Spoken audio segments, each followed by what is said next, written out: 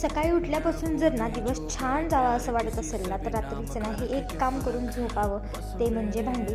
कारण ना भांडी वगैरे घासून ना रात्रीचं झोपलं ना की सकाळी उठल्या उठल्या एकदम छान फ्रेश वाटतं.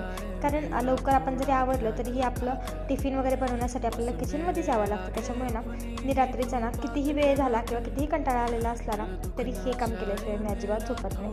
आणि तसंच ना आज भांडी वगैरे घासून ना झोपायचं होतं. खरं तर ना कंटाळा खूप जास्त येतो, असं वाटतं की नाही सकाळचं लवकर उठून भांडी घासावीत, पण सकाळचंही ना उठवत नाही. त्याच्यामुळे ना रात्रीचं हे काम करून झोपणं ना हे खरंच बेटर आहे.